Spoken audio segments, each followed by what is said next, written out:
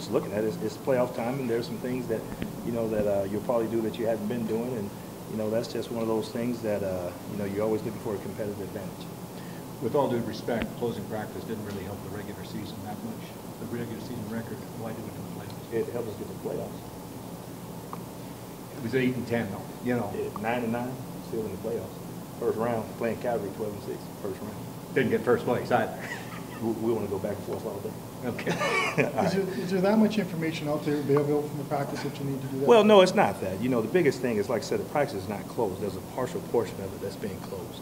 And you just look at the team things, you know, and it's just one of those things to where you want to make sure that, you know, you have a competitive advantage at certain times. That's all it really is. It's not that, you know, you're not trusting the media or anything like that. You know, at the same time, we have a job to do, and you want to make sure that you don't read what you're doing before you actually see it.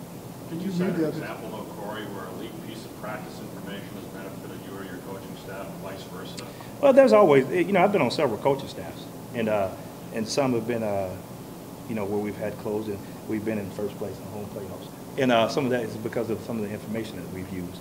And, you know what I'm saying, there are a couple of teams that's doing it now, especially Western teams.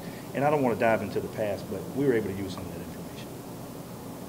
Is it from the media that gives the information, or was it from the fans, or where did you? No. It's just, you know, if you read that Nick Lewis is lined up at 1 strong today, well, that's something there's where he's not usually at. So, you know, those things that you can use from that and say, oh, okay, this is what they're trying to do. You know, having a coach's mind is different than having a fan's mind.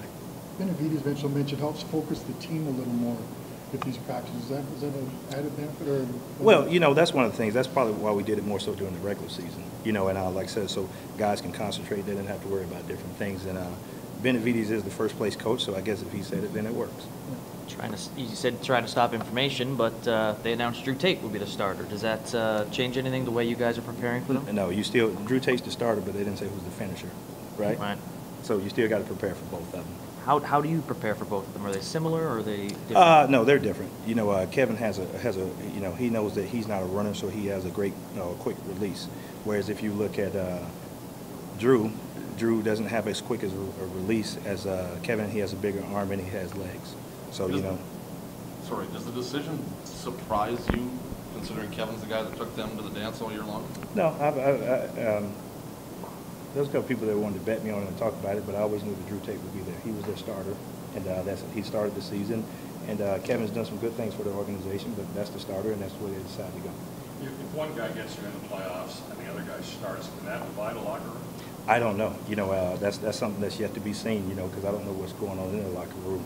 They may have 90% of the guys for Drew Tate and the other 10 for Kevin, and maybe there was something all year that they didn't like. Like I said, I think that they'll do a good job of putting those two guys in there being able to play him. Like I said, it's put out that he's the starter, but that could be one play. That's what a starter means to me. If they come out and say that he's the full game starter and he'll play the whole game, that's when I would go off that info.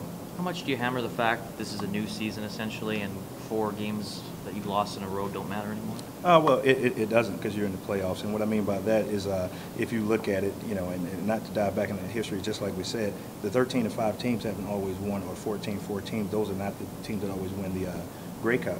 Also, if you look at it, if you just take 1 games for 1 games, it doesn't matter whether it's 8 wins, 9, 10, 12 wins, they're still losses. So that means all 8 teams have had losses this year. So if you go into the playoffs, it's a 1-game run. And if you lose that game, then you're out. Last time you played Calgary, you had the guarantee, and that was terrifically. With that in mind, would you care to make any similar statements leading up to this game? Well, I think the guarantee right now is the playoffs. I think this is the biggest thing. We knew that what we had to do during that stretch to get to the playoffs. And the guys did it, and they played with a lot of intensity, and they played with a lot of focus. And I think they know that it's the playoffs now, and they know that it's one and you're on to the next one, or one and you're done.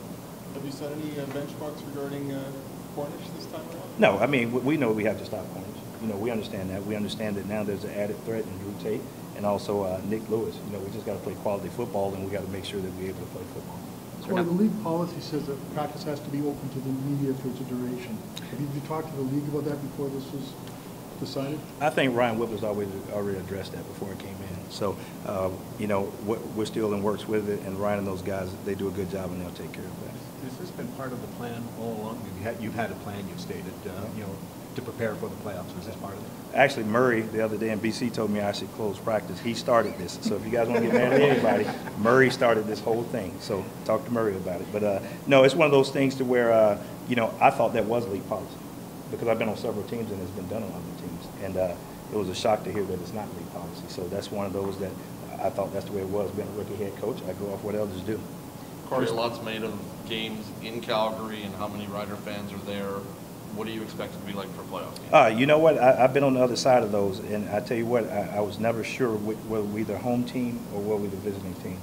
And it's you know, half of Calgary, seriously, everybody you meet, I don't think anybody's truly from Calgary. A lot of them are from Saskatchewan. So it'll be good to have fans there. You know, if it was an Eastern trip, you still have fans, but I think you have more fans because it's not that far away. It's a long weekend, so do you expect more Saskatchewan people to be there? I did not know it was a long weekend, so I would hope that that I know they're not coming back here because they come back here to see the Riders. So the Riders are there, so I hope they stay there to see us. Would you have a decision on DeAngelis and Milo, by the way? Do you have any sort of update on Milo's status? Milo kicked the other day, and Milo kicked pretty good. He looks like he's, I'm not going to say 100, but he hit it pretty good into the wind and with the wind. So he hit it pretty good there, and, you know, it's very tight right now on which way we go at that. But it looks as though that, you know, he'll kick some this week, and we'll make a decision late in the week how it goes. How about Tristan Jackson? Same thing, you know, because Tristan had an injury in the game, and we have to see how Tristan gets through practice. You know, he talked about he feels fine now, but I want to make sure he gets some physical contact to make sure that he stays fine. You were pretty high on Macho Harris the other day. What are the chances of he being on the roster this week? Well, I think that's one of those, depending on who's not healthy, and if Tristan is not healthy. I think those two guys in competition there, and also Milt Collins looks pretty healthy also. I know he's on 9 games, but it looks like he may come off. There's a chance there, so we'll see what we can get out of Milt this week. Might the American kicker work into the mix, or is it strictly a Milo